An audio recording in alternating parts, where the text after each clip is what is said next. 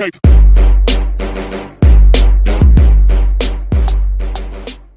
Welcome Wargamers, this is Doug with 2+ Tough, and today we are digging into a mega lore topic, Soulblight, what it is, and the people who are infected with its curse. This video was requested by a ton of you, and for the longest time I have wanted to do this, but there just wasn't enough lore, and with the Legions of Nagash book coming out, we finally have so much information that I want to share with you today, and we're going to cover all of it. So backing up, what actually is the Soulblight curse? Right, when we see the term Soulblights thrown around, and what it is literally just individuals, mortals, who have been affected by this curse. It's kind of a broad, sweeping term for a lot of things. Fundamentally, it's just mortals who are granted immortality, strength, and resilience, but it comes at a terrible cost. And that cost, of course, is an insatiable hunger for the blood of other mortals. And also the follow-up to that point being, if they don't eat and don't partake in blood, they become ravening monsters and lose themselves. But we'll get to that in a little bit. Hey, let's not get ahead of ourselves. Now, of course, this largely follows our common mythology of the vampire. We all know this, that these were the vampire lords of the old world brought into the new world. Soulblight is, frankly, a trademarkable name, or copyright, I'm sorry. So we do have a really good idea of what we're talking about. We're talking about vampirism, which is called Soulblight in this universe, and that gives us a really great context for what we're speaking of.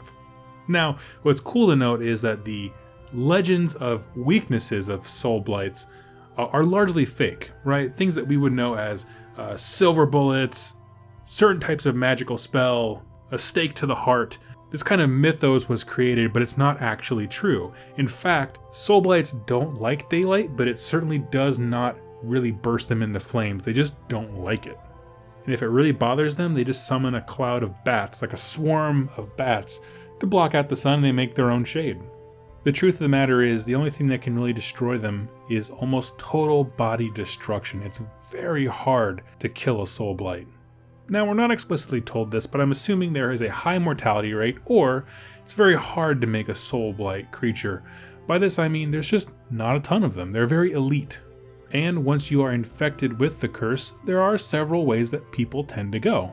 Most likely the most numerous is the way of Aristocracy. These are exemplified with the models the Coven Throne and the Bloodseeker Palanquin. And these are the people who are above, they live in high society, right? They don't deign to fight with their hands, and they ride around on chariots pulled by ghosts. These are the rulers of many of the existing kingdoms in the realm of death. And their battle is a political one, right? Lots of political intrigue and backstabbing and things like that, and manipulating situations. It's very, very fascinating. It's a different kind of intrigue and action, but it's one that was really, really great in the old world books.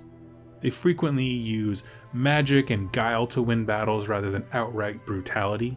And one of the things, which is actually a rule on the Coven Throne, which is beguilement, this idea of I manipulate my enemies to my advantage. And with that, they can lay low the greatest heroes on the battlefield.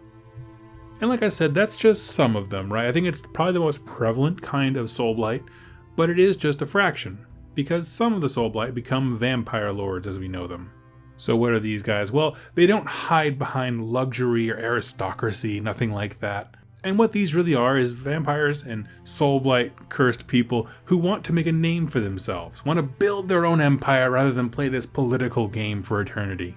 And they spread out all across the realms. You can actually find undead and Soulblight curses in all of the mortal realms. And as such, they often take on the appearance of the realm that they're in. They give one great example of a vampire lord in the realm of Gur, realm of beasts, and his hair has grown thick, like big tusks of hair, which leads to an overall kind of feral appearance. And the size of their kind of kingdoms is sort of varying, everything from small warbands of undead trying to roving around and just kind of taking whatever they want, to somewhat established kingdoms where they rule everything. And as I said, these kingdoms are spread out just about everywhere. Regardless of how their society functions, a few main things tend to dominate, and that is, they are vicious in battle. Their main strategy tends to be burying the enemy in undead, and then the vampire lord swoops in and goes for the throat, right? He picks out the general. He's a hero killer. He goes straight for the strongest link in that chain, breaks it, and so the rest of the army crumbles underneath the waves and waves of undead. So there is this element of recklessness and bravery to them, and I really appreciate that.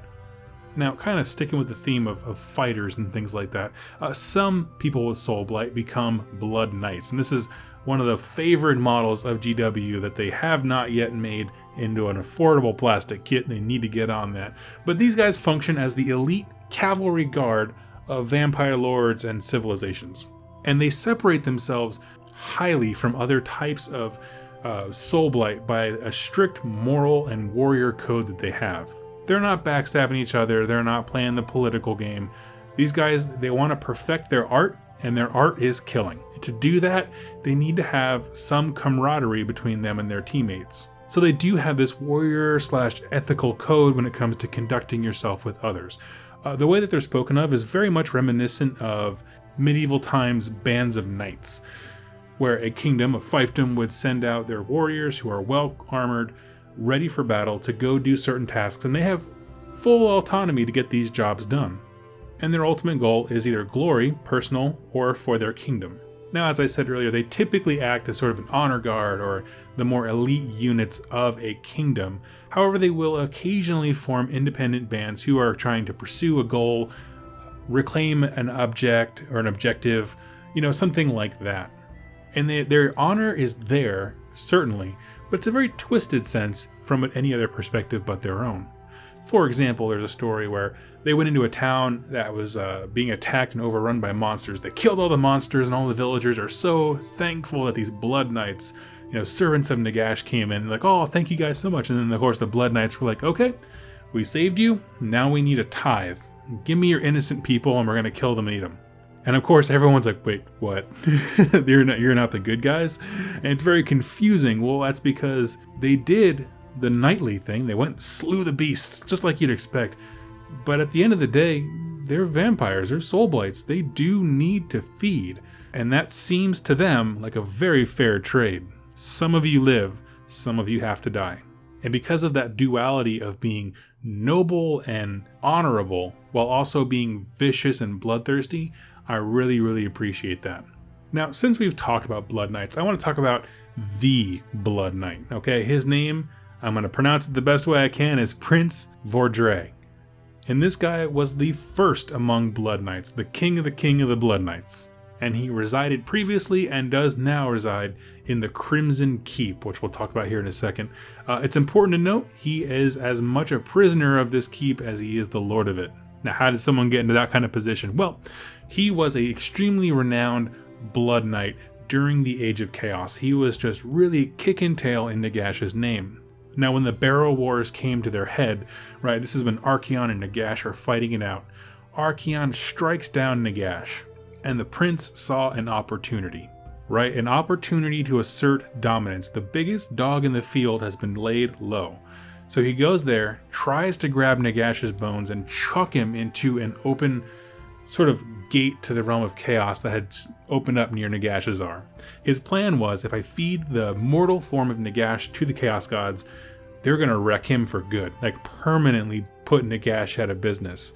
This means there's no Lord of Death, so the prince can then go around, assert himself, and become that. He wants power.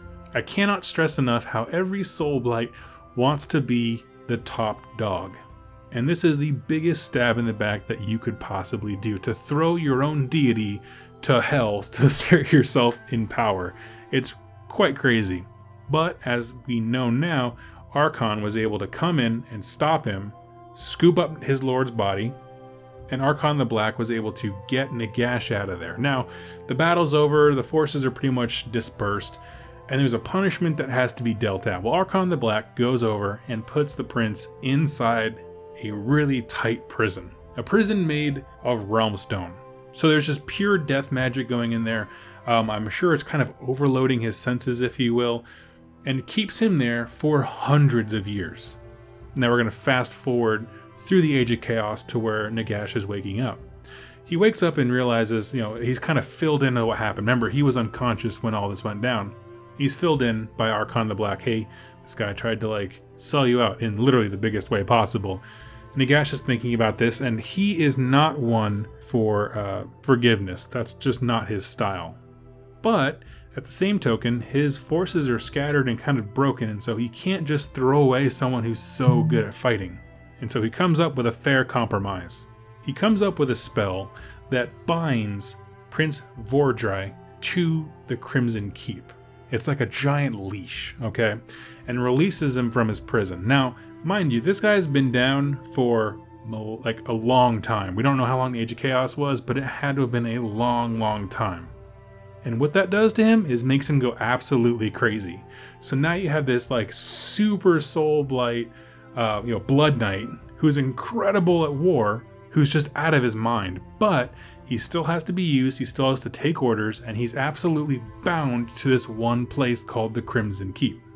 Which sounds okay, he's kind of the defender of a place. That sounds kind of okay, limiting, I suppose, until you realize the Crimson Keep is a very special place. It's basically a fortress that can teleport to any location in the Realm of Death as long as there's enough death magic going on. So he can chuck the Crimson Keep to someplace, know that Prince Vordry is going to be there kicking tail tooth and nail because he can't leave it. He can't abandon the fort, which makes the prince and the keep extremely potent weapons for reclaiming and holding territory. It's a great, great plan.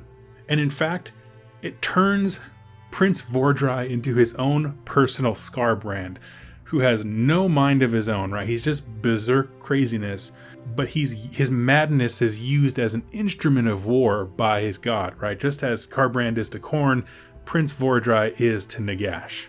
Which puts the prince in a very odd position, because he loves the killing and the destruction and all that kind of stuff. He absolutely loves it. He's been craving blood for hundreds of years and gets his fill. At the same time, he hates the fact that he is now chained up to this fortress that he is probably going to spend an eternity doing nothing but Nagash will. And that's awesome. Now, the last little thing I want to talk about that comes up in the Soulblight section, there's the bats, but they're largely what you'd expect. I want to talk about Vargheists. And what these are is vampires that have gone too long without blood. All those aristocrats, all that kind of fancy, fine, high life, they become these raving, nasty monsters when they don't get blood. Now, it's important to note that this process cannot be reversed. Once you go to being a Vargheist, you can never go back to being a vampire lord or on a coven throne or any of those nice things. This is it. In effect, they become the monster that they really are. That madness, that insatiable hunger completely takes over. They lose all semblance of civility. And what's cool is that even this aspect has different viewpoints on it. Some people view this as a punishment. If a vampire in sort of the aristocratic society goes too far or backstabs too much, they'll punish him by putting him in a chamber with no food and waiting for him to become a Vargheist that they can control. Right, it is the ultimate punishment because you lose yourself. You lose your identity and your mind, every bit of knowledge that you ever had. Throughout the ages, it's gone because you are a stark, raving, mad beast. Remember, I bring this up all the time, identity is a huge theme in this game's narrative, and they're taking it away. However, some factions of Soulblight view this as ascension, that the goal needs to be, right, the Soulblight curse takes you from being a mortal who is weak and are going to die, to being, in its fruition, a Vargheist, a creature of pure death magic who craves and hunts. And so they view kind of that in-between stage, what we would call vampirism, being a vampire lord, anything like that. Right, that's just kind of staving off the inevitable of becoming what you really are, which is this horrific monster. And so stepping back from all the different kinds of Soulblight and all those things like that, why are they cool? Well, frankly, one word, vampires. Right, they're just flippin' cool. They don't have any weaknesses. When sunlight hits them, they neither burst into flames nor turn sparkly like some other vampires. And the fact of the matter that they all have different and competing views on the curse itself is deeply fascinating. Right, I love that part that they point out with Vargheists. Is it the worst punishment or is it the ascension that you've just been holding off this entire time? Anytime you can put those kinds of different competing dimensions on one thing, it makes a lot of great storytelling. In addition to that, this is really a great return to the old world view of nobility and society. There are many places in the realms that have been untouched by all the chaos stuff going on. There are grand balls and parties happening with all the Soulblight aristocracy. It's pointed out, one of the books that came out for free, actually, with one of the White Dwarfs, I can't think of the name right now, has Neferata going to one of these very fancy and ornate balls, and it's just a stark difference from what's going on around them, which I think serves to show how disconnected these people in quotations, are from the rest of the world. They are their own creatures. And because of that, it creates a lot of room for you to create your own narrative. Because these creatures, the Soulblights, especially the leader ones, add so much character to armies. Remember, you can have your own coven of witches, not witches, but Soulblight. You can have your own coven of vampire lords. You can have ones that focus on the aristocracy, or on the knighthood of blood knights, or a warband style setup with a vampire lord trying to make his own kingdom. Your disciplines are martial, political, or self-focused. These all feed into great background, great narrative, the ability for you to kind of create your own story. And one thing that I always harp on with horde armies in specific, and I mentioned this with the clan pestilence as well. Whenever you have a horde army, you notice on the tabletop, right, actually playing the game, that your heroes tend to do a little bit less than the rest of the army. The strength is in numbers. However, from a narrative perspective, it's all about the heroes, because all those hordes, they're faceless, right? But the leaders of your army, narratively speaking, make the biggest impact, and these guys make a massive impact. A Soulblight character with just an ounce of background that you've written for them brings so much life in quotations, to an undead army. It makes it really stand out on the tabletop. Whether it's a bunch of female vampires all competing and trying to backstab each other on a political level, with the backdrop of this war happening and trying to use their troops to kind of assert dominance in their aristocracy, or whether it's Prince Vordry just going mad and trying to do the best he can to break free of the will of Nagash and assert his own dominance again. It doesn't matter. These epic stories exist, and they are fantastic to tell. And folks, that is everything that I know about Soulblight. I want to shout out again to all the people who have been so patient in waiting for this video. And if you have an Age of Sigmar lore question you'd like answered, go ahead and click subscribe and leave it in the comments down below. I read every single comment and respond to as many as possible, using them as inspiration for future videos. If you'd like to support the channel in a more personal way, you can head over to the 2+ Tough store in the links down below and check out this line of gaming mats that I have set in the realm of death. This is perfect for the Malign Portents campaign going on right now. And I do have a limited quantity of those. I'm not making any more, so once they're gone, they are gone for good. I also have a 5K giveaway event going on right now. If you look down in the show notes, you'll see a link to a survey that you can put your information in and get entered into a raffle. When I hit 5K, I'm going to take a random person from that list and give them $100 to Games Workshop for their country. The information I request there is literally what Games Workshop asks me to do if I want to send someone an electronic gift card. And I'm not going to use any personal information for any other means. I'm going to delete that entire list once it's done. And whether or not you want to support the channel in either of those two ways, I just want to say thank you so much for spending some time with me here today. And I look forward to seeing you in my next lore video. Thank you so much for watching, and happy wargaming.